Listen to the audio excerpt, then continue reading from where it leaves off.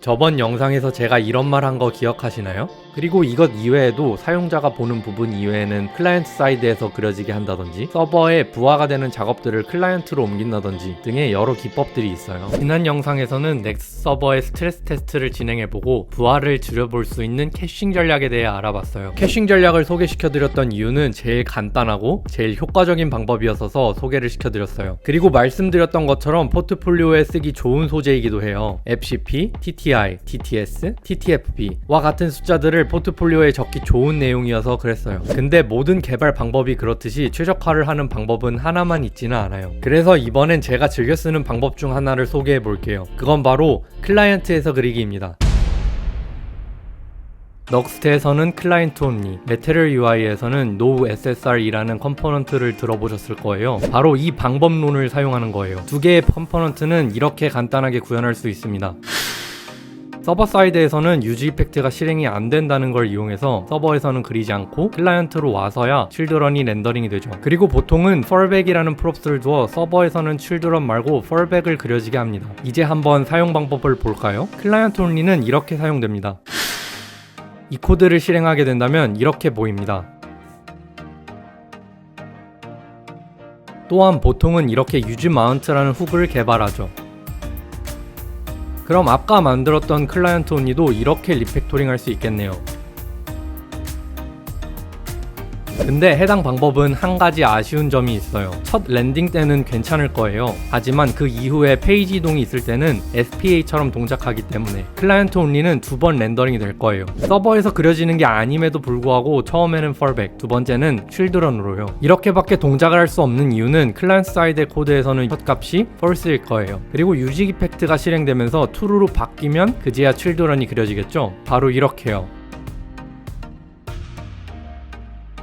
결국 이런 두 번 렌더링 되는 이슈는 자칫 앱의 성능 저하로 이어질 수 있어요. 그럼 이걸 어떻게 해결할까요? 해결책은 바로 리액트의 새로운 훅인 UseSync External Store를 사용하는 거예요. UseSync External Store의 명세는 이렇게 생겼습니다.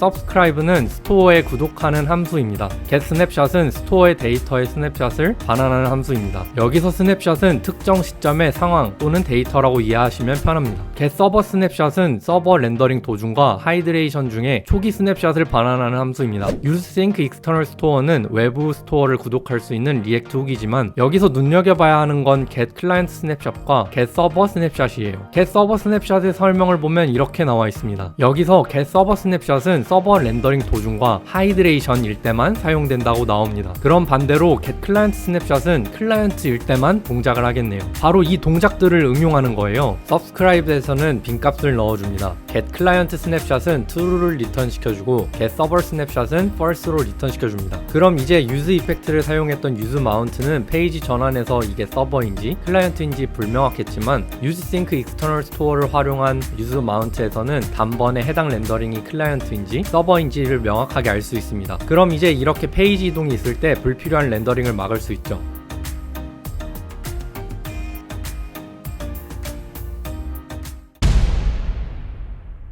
자, 그럼 이걸 도대체 어디다 써먹어야 될까요? 눈치를 채신 분도 계시겠지만 바로 서버에서 할 일을 클라이언트로 위임하는 거예요. 이 방법론을 도입할 때는 몇 가지 케이스가 있는데 대표적인 케이스는 API 서버에서의 응답 속도가 느린 케이스, 넥스트 서버에서 뭔가 하는 일이 많을 때 이 방법을 주로 씁니다. 예를 한번 들어볼게요. 보통 리액트 쿼리를 사용하면 이렇게 데이터 페이칭을 할 거예요. 근데 여기서 프리페치 쿼리를 할 때 서버에서 응답이 늦게 내려온다고 가정해 볼게요. 그렇다면 여기서 응답을 기다리느라고 펜딩 상태가 되어 있을 거예요. 그렇다면 이후 요청들은 대기 상태가 되어 1편에서 본 것처럼 서버가 터지고 맙니다. 혹은 뭔가 시간 소요가 되는 일을 넥스트 서버에서 한다고 해도 똑같습니다. 여기서 핵심은 뭔가 서버 쪽에서 시간 소요가 있는 상황인 게 핵심이에요. 이번 영상에서는 서버 API 호출이 늦는다는 걸로 예시로 들어볼게요. 이 코드는 분명 스트레스 테스트에서 우리가 만족할 만한 결과가 나오지 못할 거예요. 그래서 이때 서버 쪽 코드는 지난 시간에 배웠던 것처럼 캐싱 처리를 해놓고 클라이언트에서는 최신값을 그리도록 하면 됩니다. 캐싱 처리는 전에 배웠던 두 가지 방법을 모두 사용할 수 있지만 여기서는 ISR을 이용해 보겠습니다. 있습니다. 페이지 코드를 먼저 볼게요. ISR을 도입한다고 하였으니 리밸리데이트를 선언해 주었네요. 여기서는 60초로 설정해 두었습니다. 앞서 배운 클라이언트 온리 컴포넌트를 사용할 거예요. 서버에서는 서버 컴포넌트를 사용할 거고 클라이언트 쪽 코드는 클라이언트 온리 컴포넌트를 사용할 겁니다. 그럼 이 코드는 서버 컴포넌트만 캐싱이 되어 있고 클라이언트 온리 컴포넌트에서는 하이드레이션 이후에 그려지겠네요. 먼저 어떤 API를 호출하는지 볼까요? 랜덤 넘버스 옵션은 항상 10개의 다른 랜덤 넘버를 API 서버에서 받아옵니다.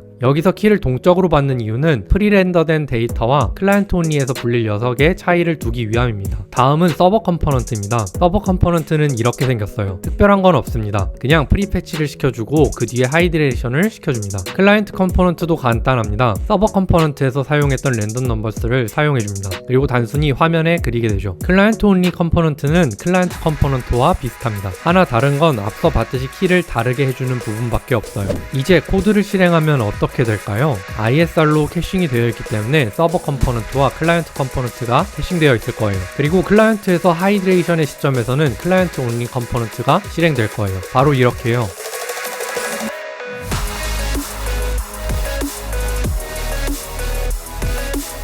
이렇게 하면 캐싱으로 빠르게 화면을 그릴 수 있는 동시에 항상 최신 데이터를 사용자에게 보여줄 수 있습니다. 또한 프리렌더된 스태틱 HTML이 내려오기 때문에 SEO도 같이 신경 쓸 수 있죠. 이렇게 하면 1편에서 말씀드렸던 것처럼 ISR을 사용하여 서버의 부하를 줄일 수 있는 이점을 활용할 수 있죠. 또한 사용자에게는 항상 최신화된 화면을 보여줄 수 있어요. 근데 여러분, 좀 이상하지 않나요? 데이터가 바뀌는 순간이 보이기 때문에 뭔가 완성되어 보이지는 않는 것 같아요. 그럼 이걸 어떻게 해결할까요? 바로 이때 스켈레톤 UI를 사용하는 거예요. 이렇게요.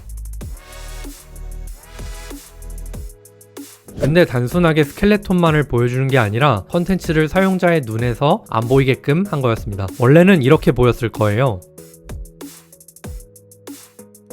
이렇게 한다면 크롤링 봇은 HTML 상태에서 캐싱된 데이터를 포함한 HTML을 읽을 거예요. 그러나 사용자에게는 로딩되어 보이는 효과를 주어 자연스러운 전환을 이뤄낼 수 있죠.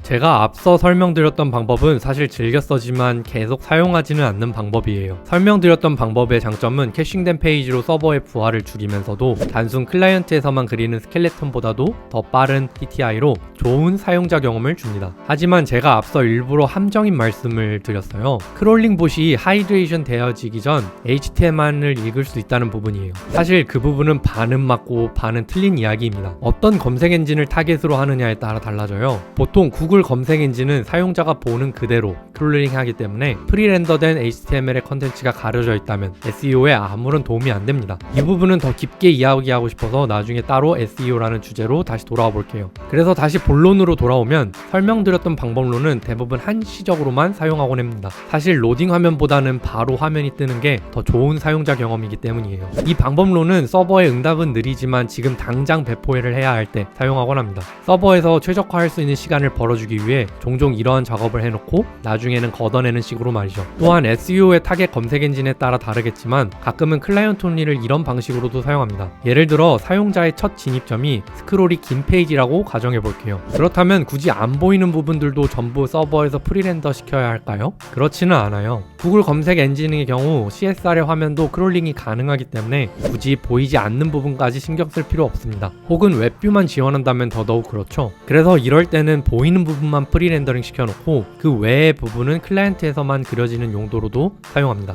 상황은 정말 많은데 본질은 조삼모사이라는 것을 꼭 기억해주세요. 어느 한쪽에서 많은 일을 처리하기보다 그 상황을 분산한다는 개념으로요.